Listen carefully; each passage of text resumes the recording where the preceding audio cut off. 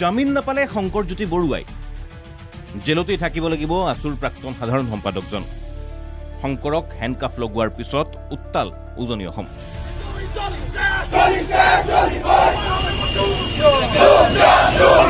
এয়া দুলীয়াজনৰ পৰিৱেশ। জাতীয়তাবাদী যুৱ ছাত্ৰ পৰিষদৰ তীব্ৰ প্ৰতিবাদত অইলৰ মুখ্য প্ৰশাসনিক বিষয়াৰ কাৰ্যালয়ৰ সন্মুখত সৃষ্টি হয় উত্তপ্ত পৰিস্থিতি। শংকৰজ্যোতি বৰুৱাক গ্ৰেপ্তাৰৰ পিছতেই বি.এন. সিং মালিকানাধীন পেট্ৰল ডিপুটোৰ লিজ বাতিলৰ দাবী AJYCPৰ। প্ৰতিবাদত অচল হৈ পৰিল অইলৰ মুখ্য প্ৰশাসনিক কাৰ্যালয়ৰ কাম কাজ। ইয়াৰ নিবনুৱাসকলক উপেক্ষা কৰি কি কাৰণে ৰাজ সিং নামৰ এগৰাকী ব্যক্তিক তেওঁলোকে লিজ চুক্তি দিবলগীয়া হ'ল, এই কথা আমাৰ বোধগম্য নহয়। সেইকাৰণে আমি অসম জাতীয়তাবাদী যুৱ ছাত্ৰ পৰিষদে অতি শীঘ্ৰে এই চুক্তি বাতিল কৰা, তাৰ লগতে অতি শীঘ্ৰে ডিপু চিল কৰিবৰ কাৰণে আমি দাবী জনাইছোঁ। শংকৰজ্যোতি বৰুৱাক হেণ্ডকাফ লগোৱাক লৈ ক্ষোভ অসম জাতীয়তাবাদী যুৱ ছাত্ৰ পৰিষদৰ। তেখেতে চোৰ ডকাইত নাছিল, তেখেত সাধাৰণ এজন প্ৰাক্তন ছাত্ৰ নেতা আছিলে আৰু তেখেতক যি ধৰণে হেণ্ডকাফ লগাই লৈ গৈছে এই ক্ষেত্ৰত আমি ধিক্কাৰ জনাইছোঁ। অসম আৰক্ষীৰ লগতে অসম চৰকাৰক ধিক্কাৰ জনাইছোঁ আৰু এনেকুৱা ধৰণৰ পুনৰাবৃত্তি ঘটনা নহ'বৰ কাৰণে আমি আহ্বান জনাইছোঁ। আৰু লগতে এটা কথা স্পষ্ট ভাষাৰে কৈছোঁ যে যিজন আৰক্ষীয়ে হেণ্ডকাফ লগাই লৈ গৈছে সেই আৰক্ষীজনৰ অতি শীঘ্ৰে সেই আৰক্ষীজনক বৰ্খাস্ত কৰিব লাগে। সমগ্ৰ ঘটনাক লৈ চৰ্চালৈ আহিছে দুলীয়াজনৰ বিধায়ক তেৰছ গোৱালাৰ নাম। শংকৰজ্যোতিৰ বৰ্ধিত জনপ্ৰিয়তাৰ বাবেই আক্ৰোশমূলকভাৱে আছুৰ প্ৰাক্তন সাধাৰণ সম্পাদকগৰাকীক হেণ্ডকাফ লগোৱা বুলিও হৈছে চৰ্চা। প্ৰতিক্ৰিয়া তেৰছ গোৱালাৰ। অপ্ৰতিষ্ঠানভাৱে এটা ব্যৱসায়িক প্ৰতিষ্ঠানৰ ভিতৰত প্ৰৱেশ কিয় কৰিলে, এই ঘটনাটো স্বাভাৱিকতে এটা তদন্তৰ প্ৰয়োজন আছে। শংকৰজ্যোতি বৰুৱা এতিয়ালৈকে কোনো ৰাজনীতিক দলত যোগদান কৰা নাই, গতিকে এটা নিউট্ৰেল অৰ্গেনাইজেশ্যন এক্স লিডাৰ এজন তেওঁ জইন কৰাৰ পিছত দেখা যাব। কিন্তু এতিয়া কোনো ৰাজনৈতিক এনেকুৱা কথা নাই, কাৰণ ৰাজনীতি কি কৰিছোঁ, কাৰোবাক মানে এনেকৈ দমন কৰিবলৈ ৰাজনীতি কৰা নাই, কাৰোবাক আমি তেনেকৈ কিবা আইনগত মেৰ পাছত সোমাই কিবা অত্যাচাৰ কৰিবলৈ আমি ৰাজনীতি কৰা নাই। দুদিন পূৰ্বে এই তেল ডিপুটোত সৃষ্টি হৈছিল উত্তপ্ত পৰিস্থিতি। তাৰ পাছতেই গ্ৰেপ্তাৰ কৰা হৈছিল আছুৰ প্ৰাক্তন সাধাৰণ সম্পাদকগৰাকীক। সম্প্ৰতি ন্যায়িক জিম্মাত থকা শংকৰজ্যোতি বৰুৱাই আজিও নাপালে জামিন। ইফালে তেল ডিপুটোত উপস্থিত হৈ প্ৰতিবাদ বীৰ লাচিত সেনাৰ।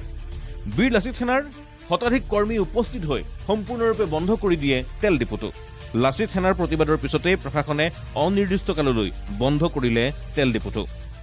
বৰ্তমানৰ চৰকাৰখনৰ প্ৰত্যক্ষ পৃষ্ঠপোষকতাতে এছাম বহিৰাগতৰ এনেধৰণৰ দপদপনি হ'বলৈ আৰম্ভ কৰিছে। তেওঁলোকে অসমীয়া মানৰ খিলঞ্জীয়া মানৰ ওপৰত উঠি ৰজা বহিৰজা হ'বলৈ তেওঁলোকে আৰম্ভ কৰিছে। যিটো ঘটনা কেইদিনমান আগত দেখিছোঁ, হয় সামাজিক জীৱনত কাম কৰা মানুহবিলাকক বৰ্তমানৰ চৰকাৰখনে ভয় শংকাৰে এই দৃষ্টিকটুভাৱে পুলিচক যেনেধৰণে আপোনালোকে ব্যৱহাৰ কৰিছে, প্ৰশাসন ব্যৱস্থাটোক তেওঁলোকে ব্যৱহাৰ কৰিছে, ঠেলাঠেলি কৰি হেণ্ডকাফ লগাই তেওঁলোকৰ মানসিকভাৱে তেওঁলোকৰ মনোবল হ্ৰাস কৰিবৰ কাৰণে যিটো গভীৰ ষড়যন্ত্ৰত লিপ্ত হৈছে তাক আমি একমুখে গৰিহণা দিছোঁ, তীব্ৰ হুংকাৰ ইয়াৰ পৰা প্ৰদান কৰিছোঁ আৰু আহিবলগীয়া সময়ত চৰকাৰখনে এনেকুৱা ধৰণৰ অপকৰ্মৰ পৰা বিৰত থাকিবৰ কাৰণে আমি আহ্বান জনাইছোঁ। ইফালে সমগ্ৰ ঘটনাৰ পিছতেই শংকৰজ্যোতি বৰুৱাৰ হৈ থিয় দিছে লাচিত সেনাৰ নেতা শৃংখল চলিহাও।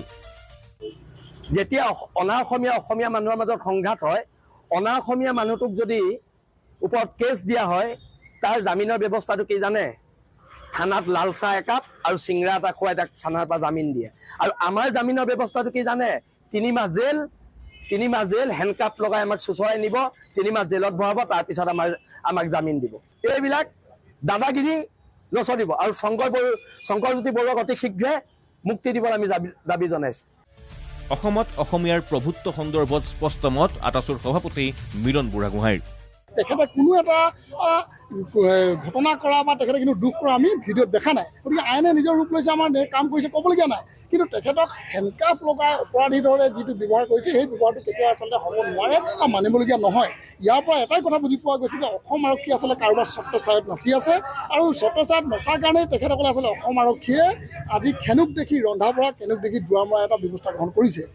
শংকৰজ্যোতি বৰুৱাক হেণ্ডকাফ লগাই ঘূৰাই ফুৰোৱাৰ বিৰোধিতা ভিন্ন দল সংগঠনৰ। শংকৰজ্যোতি বৰুৱাক হেণ্ডকাফ লগোৱাৰ বিৰোধিতা সদৌ অসম ছাত্ৰ সন্থাৰ প্ৰাক্তন সাধাৰণ সম্পাদক লুৰিণজ্যোতি গগৈৰো। কিন্তু মই ভাবো যে অসমৰ মুখ্যমন্ত্ৰীৰ অনুমতি নোলোৱাকে, অসমৰ মুখ্যমন্ত্ৰীৰ নিৰ্দেশনা নথকাকে অসমত পুলিচে সৰি থকা গছপাত এটাও লৰাব নোৱাৰে।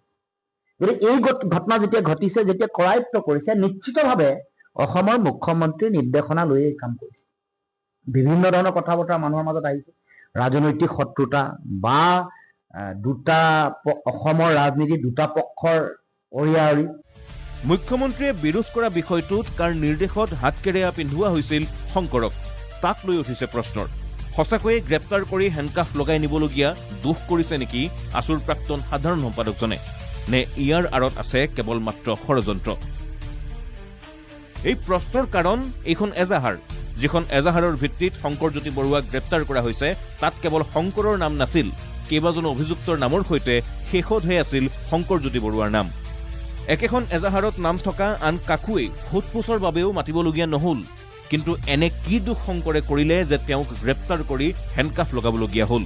শংকৰজ্যোতি বৰুৱাক হেণ্ডকাফ লগোৱা আৰক্ষী বিষয়াক চিনাক্ত কৰি শাস্তি দিয়াৰ লগতে বিশ্বনাথ সিঙৰ তেল ডিপুৰ লিজৰ বিষয়টো তদন্ত কৰিবলৈ ৪৮ ঘণ্টাৰ সময়সীমা দুলীয়াজানৰ বিভিন্ন দল সংগঠনৰ। অন্যথা অহা ২৩ মে'ত দুলীয়াজান বন্ধৰ ঘোষণা দল সংগঠনৰ নেতৃত্বৰ। দুলীয়াজানৰ পৰা জিৎ দত্ত আৰু ডিব্ৰুগড়ৰ পৰা ভিডিঅ' জাৰ্নেলিষ্ট দীনেশৰ সৈতে হিৰণ্য কৌশিক বৰাৰ ৰিপোৰ্ট।